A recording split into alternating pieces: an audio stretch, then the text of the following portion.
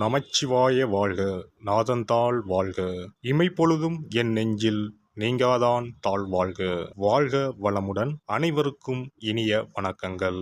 நிகழும் ஸ்ரீ மங்களகரமான குரோதி ஆண்டு ஜூலை மாதம் 17ஆம் தேதி புதன்கிழமை அன்று அனுசம் நட்சத்திரத்தில் ஏகாதசி திதியில் சுப்பிரம் நாமயோகத்தில் வணிசை கரணத்தினில் சித்த யோகம் கூடிய நன்னாளில் இந்த மகத்தான ஆடி மாதம் பிறக்கிறது. ஆடி மாதம் என்றதும் நம் நினைவுக்கு வருவது ஆடிப்பெருக்கு மட்டும்தான். ஆனால் இந்த ஆடி மாதத்தில் நிறைய சிறப்பு அம்சங்கள் உள்ளன. ஆடி செவ்வாய், ஆடி வெள்ளி, ஆடி பூரம், ஆடி அமாவாசை என வரிசையாக நிறைய தினங்கள் கொண்டாடப்படுகிறது. நிறைய சுப தினங்கள் வந்தால் கூட இந்த ஆடி மாதத்தில் யாரும் சுப நிகழ்ச்சிகளை நடத்துவதில்லை. திருமணம் மற்றும் வளைகாப்பு போன்ற சுப நிகழ்ச்சிகளை இந்த மாதத்தில் வைப்பதில்லை. புதுமண தம்பதிகளையும் இந்த மாதத்தில் பிரித்து வைப்பது உண்டு. இந்த ஆடிப்பெருக்கு திருவிழாவின் போது புதுமண தம்பதிகள் புதிய மஞ்சள் கயிறுகளை மாற்றிக்கொள்வார்கள். இந்து ஜோதிடத்தின்படி ஆடி மாதம் ஒரு அசுபமான மாதமாக பார்க்கப்படுகிறது. எனவே இந்த மாதத்தில் திருமணம், சுப நிகழ்ச்சிகள், புதுமனை புகுவிழா என எந்த சுபகாரியங்களும் நடக்காது. இந்த ஆடி மாதத்தை ஒரு சூனிய மாதம் என்றும் கூறுவார்கள். ஆடி மாதத்தை ஒரு சூனிய மாதமாக பார்த்தாலும் இந்த மாதத்தில் ஏராளமான பூஜை மற்றும் விரதம் மேற்கொள்ளப்படுகிறது. இந்த மாதத்தில்தான் சக்தி தேவிகளையும் பைரவர், வாராகி, நரசிம்மர், மகிஷாசுர மர்த்தினி, துர்க்கை அம்மன் போன்றோர்களை பக்தர்கள் மறக்காமல் வழிபடுகின்றனர். எனவே ஆடி மாதத்தில் நிறைய சிறப்பம்சங்களும் இருக்கத்தான் செய்கின்றன. ஆடி மாத கிரகநிலை என எடுத்துக்கொண்டால் ரிஷபத்தில் குருவும் செவ்வாயும், கடகத்தில் புதன், சுக்கிரன், சூரியனும், கன்னியில் கேது பகவானும், கும்பத்தில் சனியும், மீனத்தில் ராகு பகவானும் உள்ளனர். இம்மாத கிரக பெயர்ச்சி என பார்த்தால் ஆடி மாதம் 3ஆம் தேதி புதன் பகவானும் 15ஆம் தேதி சுக்கிர பகவானும் இடப்பெயர்ச்சி ஆகின்றனர். அதைத் தொடர்ந்து 20ஆம் தேதி புதன் பகவான் வக்கிரம் அடைகிறார். ஆக புதனும் சனியும் இம்மாதம் வக்கரத்தில் சஞ்சாரம் செய்கின்றனர். இந்த கிரக அமைப்பினால் உங்கள் வாழ்வில் உண்டாகும் சுப மற்றும் அசுப பலன்கள் என்ன என்பதனை பற்றி காண்போம். துன்பத்தை கூட இன்பமாக மாற்றும் வல்லமை கொண்ட கும்பராசி அன்பர்களே, இந்த மாதம் எல்லா வகையிலும் நன்மைகள் உண்டாகும். உடல் உழைப்பு அதிகரிக்க செய்யும். தேவையற்ற பயணங்கள் உண்டாகும். விழிப்புடன் இருப்பது நல்லது. சுப செலவுகள் உண்டாகும். கையிருப்பு கரையும். ஆன்மீக யாத்திரைகள் சென்று வருவீர்கள். தொழில் வியாபாரத்தை பொறுத்தவரை போட்டிகளை சந்திக்க வேண்டி இருக்கும். பார்ட்னர்களுடன் சுமூகமாக செல்வது நல்லது. பழைய பாக்கிகள் வசூலாவதில் தாமதம் ஏற்படும். வியாபாரம் எதிர்பார்த்த அளவு வேகமாக நடக்காவிட்டாலும் லாபம் குறையாமல் இருக்கும்.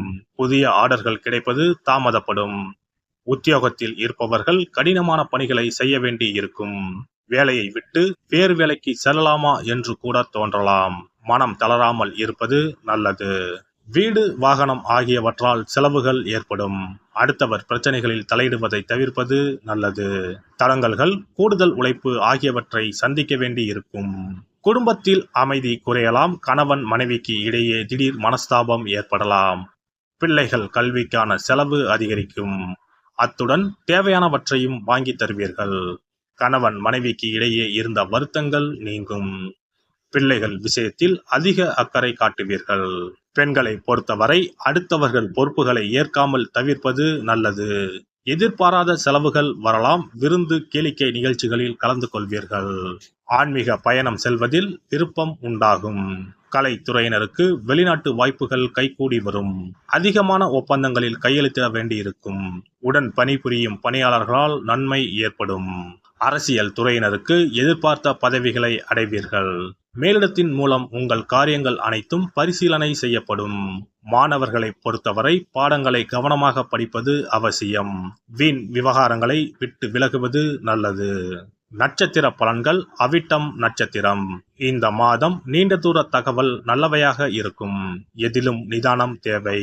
அதிக கோபத்தால் வீண் பகை உண்டாகலாம். மற்றவர்களுக்கு உதவி செய்வதில் ஆர்வம் காட்டுவீர்கள். பணவரத்து தாமதப்படும். கோபத்தை தவிர்ப்பது நல்லது. சதயம் நட்சத்திரம். இந்த மாதம் செலவு அதிகரிக்கும். பயணங்கள் மூலம் வீண் அலைச்சலும் காரிய தாமதமும் உண்டாகும். புதிய நட்புகள் கிடைக்கும். எடுத்த காரியங்கள் கைகூடும். அடுத்தவர் செயல்களுக்கு பொறுப்பேற்காமல் தவிர்ப்பது நல்லது. பணம் கொடுக்கல் வாங்கலில் கவனம் தேவை. பூரட்டாதி நட்சத்திரம். இந்த மாதம் தொழில் வியாபாரம் சுமாராக நடக்கும். கடன் பிரச்சனைகள் கட்டுக்குள் இருக்கும். எதிர்பார்த்த லாபம் கிடைத்தாலும் செலவும் உண்டாகும். உத்தியோகத்தில் இருப்பவர்கள் அதிகம் உழைக்க வேண்டியிருக்கும். பகவத்கீதை படித்து கிருஷ்ணனை வணங்கி வர எல்லா பிரச்சனைகளும் தீரும். மன மகிழ்ச்சி உண்டாகும். சிறப்பு தொகுப்பு. ஆடி மாத சிறப்புகள் மற்றும் வழிபாடு தொடர்பான சில குறிப்புகளை பற்றி காண்போம். ஆடி மாதத்தில் சிவனின் சக்தியை விட பார்வதியின் சக்தி அதிகமாக இருக்கும் என்பது ஐதீகம். ஆடி மாத அமாவாசை அன்று மறைந்த முன்னோர்களுக்கு பிதுர் கடமைகளை செய்தால் ஆண்டு முழுவதும் பித்ருக்களுக்கு கடன் கொடுத்த பலன் கிடைக்கும். ஆடி மாதம் சுக்லா தசமியில் திக் தேவதா விரதம் இருக்க வேண்டும். அன்று திக் தேவதைகளை அந்தந்த திக்குகளில் வணங்கி பூஜித்தால் நினைத்தது நடக்கும். ஆடி மாதம் சுக்லபட்ச ஏகாதசி முதல் கார்த்திகை மாதம் சுக்லபட்ச ஏகாதசி வரை மாத உபவாசம் இருப்பது குடும்பத்தில் அமைதியை ஏற்படுத்தும். ஆடி மாத செவ்வாய்க்கிழமைகளில் கோவிலில் எலுமிச்சப்பழ விளக்கு ஏற்றினால் கூடுதல் பலன்கள் கிடைக்கும். ஆனால் எலுமிச்சப்பழ விளக்குகளை ஒருபோதும் வீட்டில் ஏற்றக்கூடாது. வளர்பிறை துவாதசி நாளில் தொடங்கி கார்த்திகை மாதம் வளர்பிறை துவாதசி நாள் வரை பெண்கள் துளசி பூஜை செய்து வந்தால் நினைத்தது நடைபெறும். வீட்டில் சகல செல்வங்களும் குவியும்.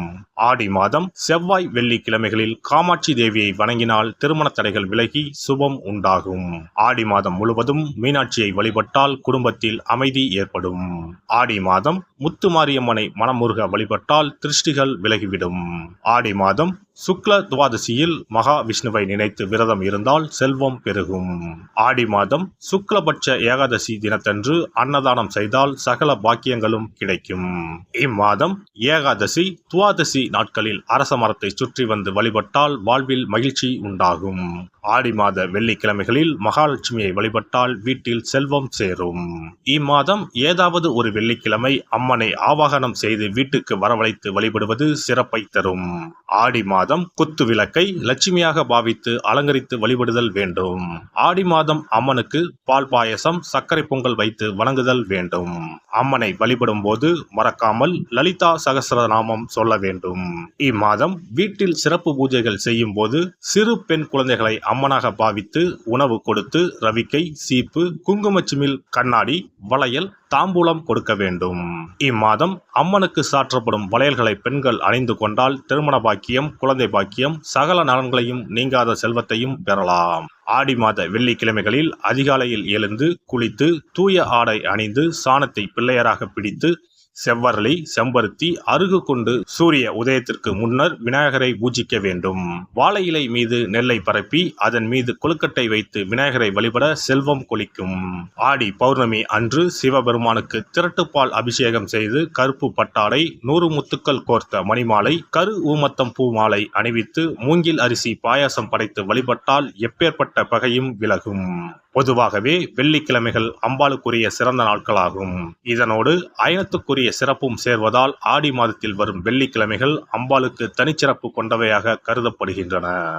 எல்லாம் வல்ல இறையருளால் நீங்களும் உங்கள் அன்பு குடும்பமும் உடல் நலம் நீலாயுள் நிறை செல்வம் உயர் புகழ் மெய்ஞானம் ஓங்கி வாழ்க வளமுடன். இந்த வீடியோ பதிவு உங்களுக்கு பிடித்திருந்தால் லைக் பண்ணுங்க, கமெண்ட் பண்ணுங்க, ஷேர் பண்ணுங்க, மறக்காம சப்ஸ்கிரைப் பண்ணுங்க, பக்கத்துல இருக்கிற பெல் பட்டனை கிளிக் பண்ணுங்க. நன்றி, வணக்கம். ஓம் நமச்சிவாய. சிவாய நம.